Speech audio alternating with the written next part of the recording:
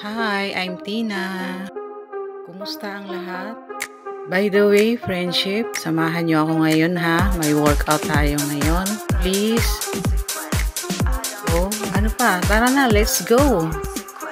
Kailangan natin mag-workout at ma-achieve yung mga body na gusto nating ma-achieve. So, ito na nga. Stretching muna tayo mga guys. Ang movement dito ay side by side lang. Ganyan lang siya. Kailangan komportable ka. Para kang nagsa-squat pero side by side. Ganyan. Tsaka after that, pagkatapos mag-stretching, magpahinga muna. Tapos continuous na naman ulit. I recommend this 1 minute for stretching. 2 stretching ginawa ko dito. Pero pwede to sa pwede tong sa ating mga butt. Para to sa glutes natin. Para hindi mamaya manakit yung ating mga kasu-kasuan. Okay, sige lang. Stretching lang. Huwag kang mahiya. Pero alam nyo guys, mas maganda pag nasa bahay lang tayo nag-workout. Kasi anytime, kahit anong movement, pwede natin gawin. At saka kahit anong isuot natin, basta komportable tayo, pwedeng-pwede. Di katulad sa gym na ang daming mga tao. At saka, minsan nakakahiya, diba? Lalo na pag first timer ka. Lalo na ako, mahiyain ako guys. Naku po. Kaya mas pinili ko na sa bahay na lang ako mag-workout. Kahit nasa bahay ka lang, pwede mong ma-achieve yung mga katawan na gusto mo. At saka hindi ka tataba, pwede kang pumayat. Saka libre pa, di ba? Hindi ka na mahirapan magpunta ng gym, magde-drive ka pa, traffic, saka mag-aayos ka pa, gigising ka ng maaga, what if may inaasikaso ka, di ba? Pag may gusto ka talaga, kayang-kaya. Ma-achieve mo yan. At saka huwag kayo magpapaniwala doon sa mga sinasabing walk up like this. Tapos payat na sila. Naku, hindi ako naniniwala sa ganyan. Kasi di nyo ba alam guys na yung mga magaganda ang katawan, tinatrabaho nila yan. Pinaghihirapan nila yan guys. Kung ano-ano mga tinitake nila dyan. Saka yung iba nga kung ano-ano pang mga pinapagawa, lipo. Pero sa workout, libre na, di ba? Makakasave ka na at maganda pa ito sa health mo. Ganyan. Kaya kailangan talaga mag-invest ka lang, magsipag ka lang, magtiyaga. Ganun lang. Tapos, consistent ka lang mag-workout. Huwag mong pabayaan yung sarili mo. Tuloy-tuloy lang. O, ayan na nga. O, ang dami ko sa inyong pinento, mga friendship. I'm sorry ha, ito na. Kailangan lang natin dito sa ating wall. Tapos mag-exercise na tayo. Ito na, kanina pa pala tayo nag-start.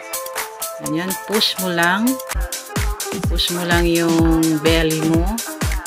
Tapos iligay mo yung paa mo sa dingding o sa wall. Ganyan lang.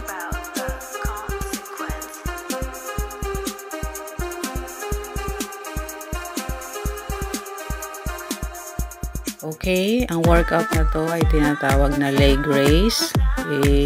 Paangat mo lang yung legs mo, alternate lang siya.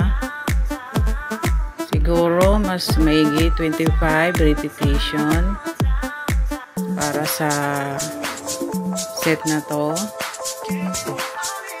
Tapos na tayo sa kabilang side. So, sa other side naman tayo, ganun pa rin. Ganun pa rin ang movement niya. Then yung bilang ng movement mo sa exercise, ganun pa din.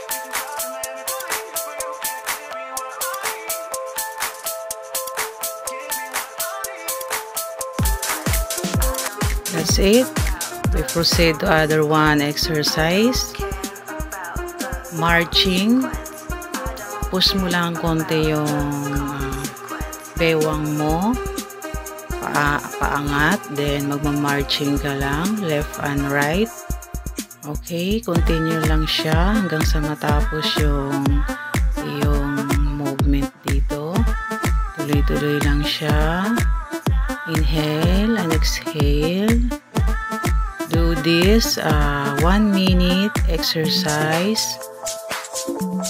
Ganun lang siya. Malakas ang impact nito guys sa ating mga belly, sa ating tummy.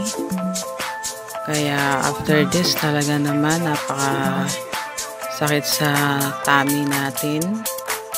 Mafe-feel mo talaga yung burn niya. Tapos ganun. Proceed tayo ulit sa isa pang exercise. Tapos ito crunches lang siya. Ayan na nga, nalaglag pa yung sombrero ko dyan. Kailangan lang siya push ka lang siya, ka-crunch mo lang yung masakit to guys sa ating mga tummy. Talagang masakit talaga siya pagkatapos niyan. Mafe-feel mo talaga yung burn ng inyong tummy, ganun. Sa core talaga ang tama nito. Okay, tuloy-tuloy lang. Damhin mo lang yung burn. Ayan, yung sakit ng tiyan mo. Ayan. Pagkatapos, rest din ulit.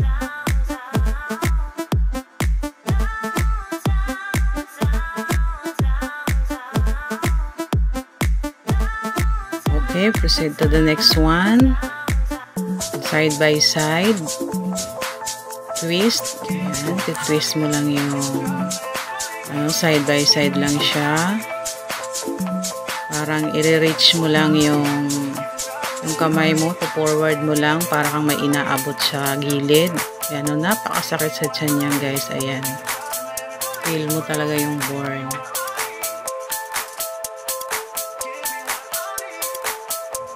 Next one is modify squat. Ayan, pupush mo lang yung butt mo up and down. Maganda ito guys sa ating glutes. Ayan, pampalapad ng ating glutes, pampabilog. Ayan, 30 repetition. I recommend 2 set. Ayan, kailangan kasi mayroon mga kasamang glutes para sa ating core, legs. Kailangan complete ang ating workout para mag-balance yung ating exercise. Pangit naman kung isa lang yung i-workout natin, kunyari tiyan lang, diba? Pangit yun. Kailangan mayroon kang susundan na iba pang routine. So, ayun na nga, matatapos na. This is the last one exercise. Ay po, kailangan na natin magpaalam. Matatapos na naman ang ating workout routine. So, salamat sa mga nanood. Thank you for watching guys. Friendship. Ayan. Thank you for your support. And like and comment. Please subscribe to those who not yet subscribed in my channel. Please. Thank you.